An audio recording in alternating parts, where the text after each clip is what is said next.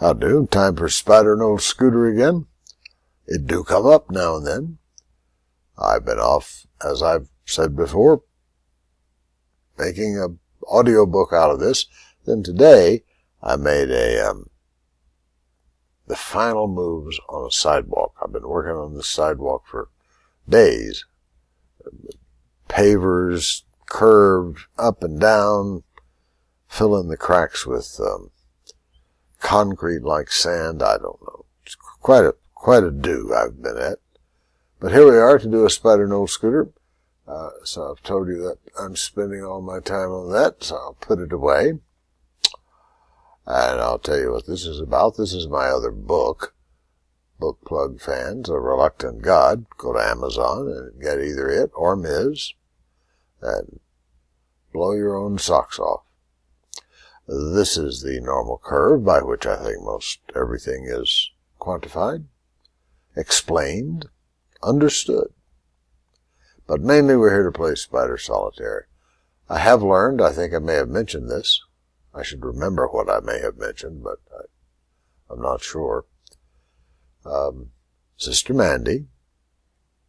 I used to whip out my picture of Sister Mandy, but it disappeared from my desk. I think the dogs got it.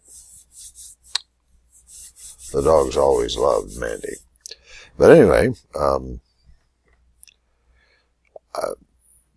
I discovered that there is this group of people who play solitaire of all sorts, but Spider Solitaire with a particular kind of a competition, and that is to see how many games you can actually win outright. So if you've played 10 games and you're winning 9, you're batting 90%. That's not unheard of. And anyway, Mandy is doing great at that. But she is doing what she was all. It took me a while to understand what she was advocating, but that I keep going back. The game allows you to go back, and if it's not working, go back and try another route, and you can. She knocks down a game almost always in about 40 minutes. I've tried that a couple of times. Took me an hour. She's way smarter than I am. So, but I have this self-imposed limit of 15 minutes. See, I've already used up 2:30, so my goodness, I've only got 12:30 to finish a game, because that's the length of this recording program. It could go longer, but I'd have to spend money to do that, and you know I'm cheap. So anyway, let's play a game. Spider Solitaire. Just to give credit where credit due, this is Spider herself, Spider McGillicuddy. I think of her as the artificial intelligence behind the game. And she's really good, because in 15 minutes she beats me like 7-1. So I've decided to do it on score. Every point costs $1. Costs $500 to play, $5.50 to break even. It's $1 a move until you get to 50 moves, and then it's $10 a move. So you can see how asymptotes right out of the ceiling.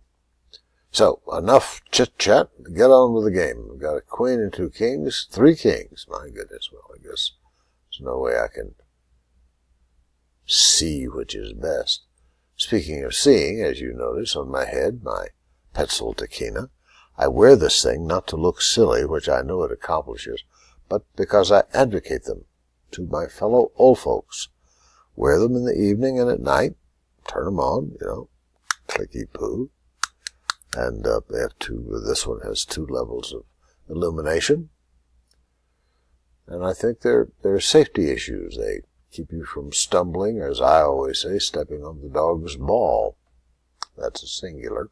As in tennis or hard rubber or whatever, which can really put your gait off, when you hit a ball at night. And broken bones are not good. No good.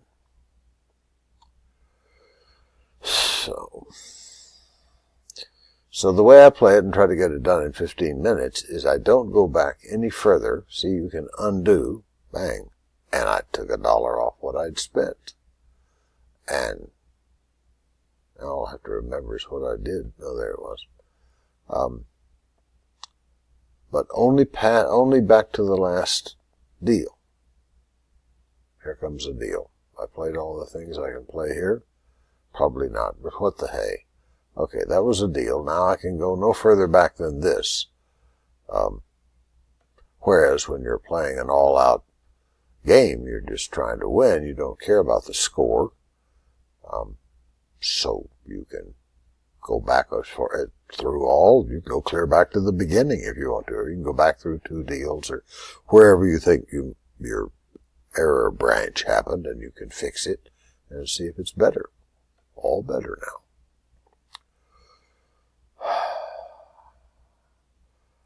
But when you're playing it like this, man, your decisions stick because you can't undo things past the last deal. And I think that's a reasonable stricture. Easy for me to say. When I run into things I can't say like that while I'm making the audiobook of Ms., I just say it again, whatever I messed up. And then in an editing program, I go back and take out the part I messed up and leave in the part that I did right. Sometimes I have to do it 2 or 3 times on difficult to pronounce sequences of words, J's and SH's and things like that. Well, for all my brave talk, I'm here not doing very well. 2 2s for a 3. This 3 is already on a 4.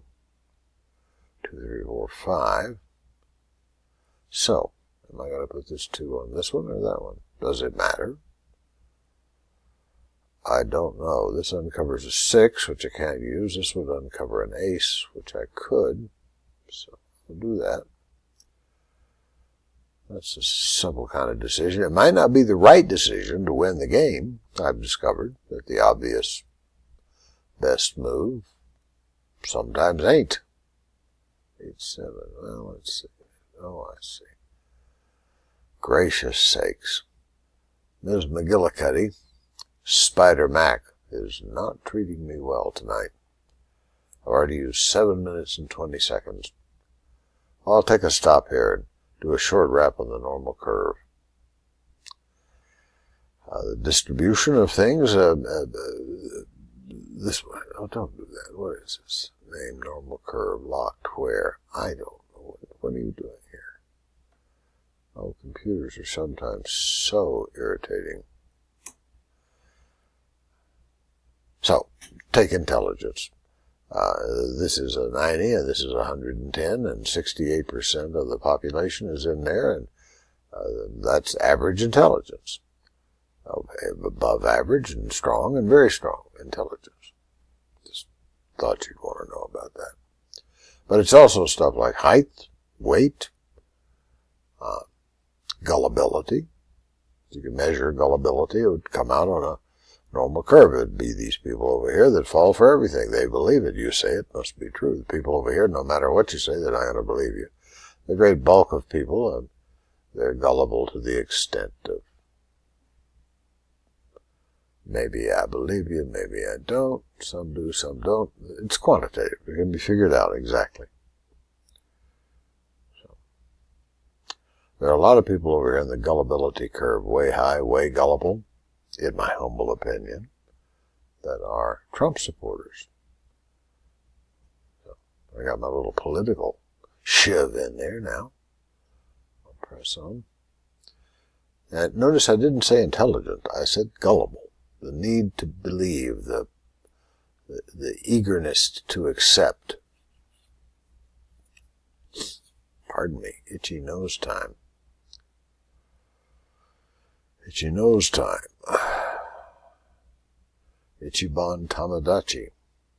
Does it ring a bell? Well, I better get on with it here.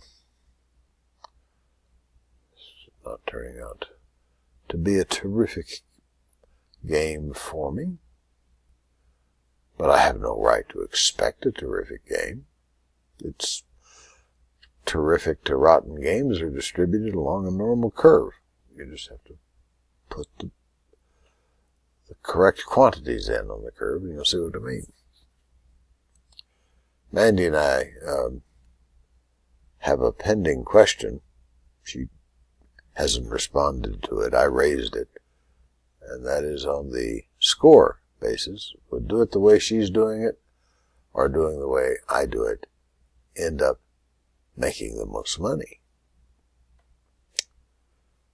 We could probably solve that in only a year or two of sampling our own games.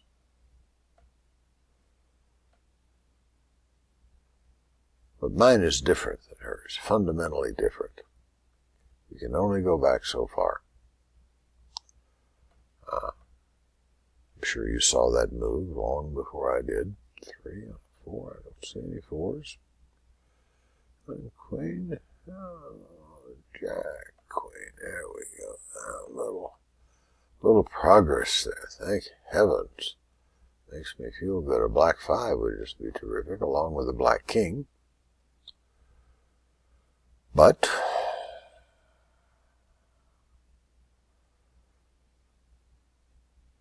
seems like if I did this and had that 2, well, let's just see. It's kind of an expensive move.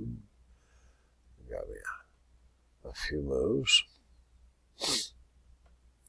Yep. Where was that queen? Right there, right? Now then, isn't that clever? Now all I need is that black 5. Have myself a scope, boy. All right, a little restacking. Have myself a 9-2 stack. Sweet. 6, 7, 7, 8. Well, there you go. We did make a little progress there, although I don't. Boom. All I gotta do is hope for a 5, which I got that time. But I gotta have a hole, and I only have one that's full to move that king to, so I could use that 5 and bring down this 4. Of course, I have to play that jack to be able to do that, any of that. So while I got the 5 I wanted, I didn't get anything else good.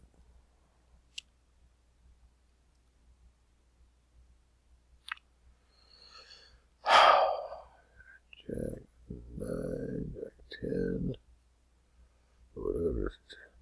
3, 2, 1, 1. 3, 2, 1, 1 sounds like a choreograph instruction. 5. See how my eyes dart around as I'm looking for a move. Dang, they're 12:43. Well, last card. So I want to tell you this then before we do the last card, what this great picture is.